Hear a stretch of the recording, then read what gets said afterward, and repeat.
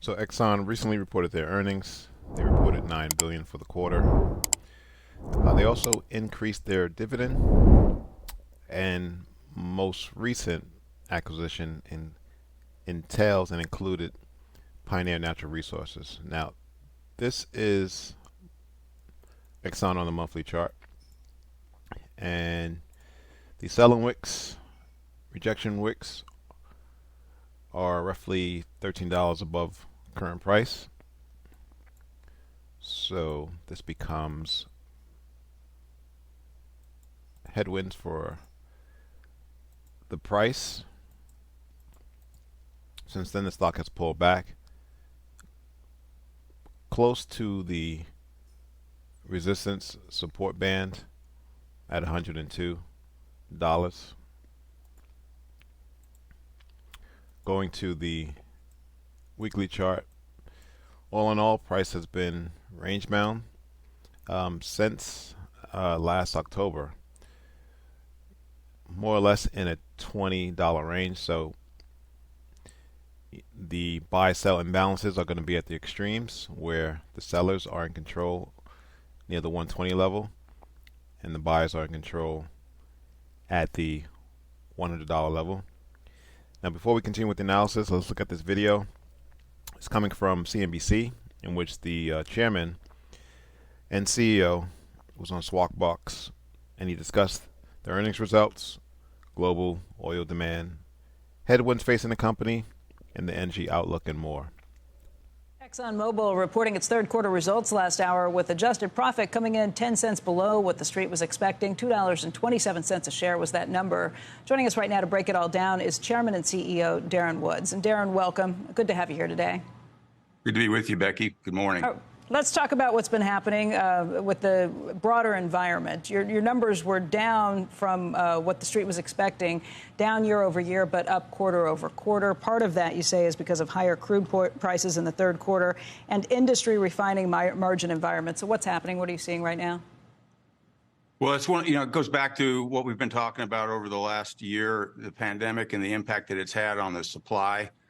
Supply continues to remain fairly tight, and so you're going to see margins and prices move pretty dramatically with changes in demand. So as demand settles down, we see the margins and prices come off. If demand spikes back up again or begins to rise, there's not a whole lot of additional capacity response, so we're going to see margins and prices move. And my expectation is we're going to kind of continue to see that level of ups and downs as we move forward until additional capacity comes onto the marketplaces, which is still a couple of years out.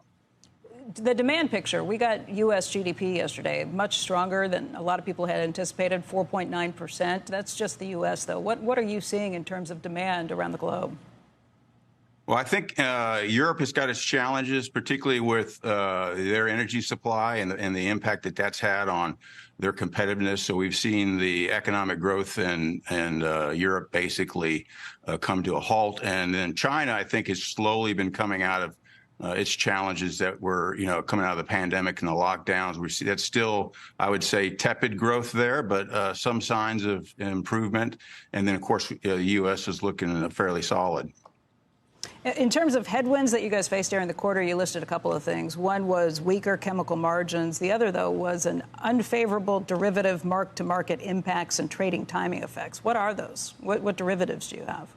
So we see this when we're trading in a market with rapidly rising crude prices. We often see the earnings and the booking of our earnings kind of manifest themselves with time, while the cash shows up with the activity in the quarter, and we certainly saw this quarter. Very similar to what we saw in the first quarter of last year. The earnings kind of manifest themselves and unwind with time, but the important thing is the cash comes in the quarter with the activity, and we certainly saw that in this quarter. One of the reasons why we beat consensus on our cash by about $1 billion is the activities that we had in trading and frankly the performance of the overall business.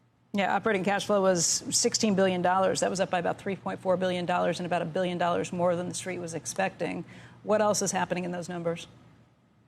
I think it's just the underlying performance of the business. We've been growing our performance products. Refining facilities ran very, very well with reliability. We're bringing on new projects, and they are operating extremely well. We brought on the largest refinery expansion in the U.S. over the last decade, and that facility came in on time, on budget, and has been running very, very well. And so as we move through the quarter and our projects organization delivers some very significant projects, those begin to impact the bottom line. So we're going to continue to see that. As you know, we've got a pretty good portfolio of projects and opportunities across all of our businesses, and our projects organization has been delivering those pretty consistently ahead of schedule and below budget, and then operating very, very well.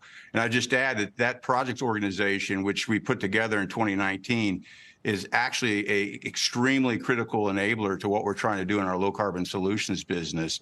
If you look at the challenges of starting a brand new value chain, a brand new industry of carbon reduction, piecing together the pieces of that value chain from end to end, and building the capacity to handle the scale of emissions that the world needs to reduce, that projects organization is a critical enabler and a big differentiator for us versus basically any other player that's in that market right now. Darren, let me ask you one more broad question just about what's happening in the Middle East. We had Roger Altman on with us just a little bit ago, and he was saying that we're watching the Middle East minute by minute. It could erupt into a broader war there. How do you prepare for that at the board level, in the CEO position, in terms of what you can and can't prepare for that, especially when it comes to oil? Well, I would say, obviously, what's happening now in the Middle East is tragic, and frankly, it goes well beyond our industry. Hasn't had a specific impact to date, and we're keeping a close eye on it. But I would tell you more broadly for our company, we recognize we've got these geopolitical impacts on our business, and one of our strategies, long-standing strategies, to make sure we've got a fairly diversified portfolio of supply and projects and facilities around the world, so that we can try to mitigate through diversification the impact of any one particular area on our company. Obviously, that area is pretty critical to the industry as a whole, and therefore would have some more significant implications for the global markets if that was to expand. But as a company, our strategies have been to try to stay fairly diversified, and that has helped us through a lot of challenges in the past, and our expectations that will continue to be a really important risk mitigation mechanism. Have you had to shut down any projects or move any employees today? No, we've got some businesses in that area, but none specific or close to what's currently happening there. Those facilities we're watching very closely. We've got raised security protocols where it's appropriate, managing our employees' travel, and so basically keeping a close eye on that and making sure that we're keeping our employees and our operations safe. But no direct impacts as of now.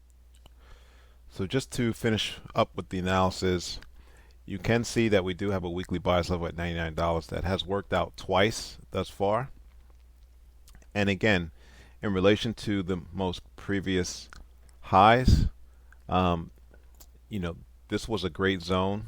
It's a flip zone, meaning, again, you have resistance, should now be support. Now let's go down to the daily chart.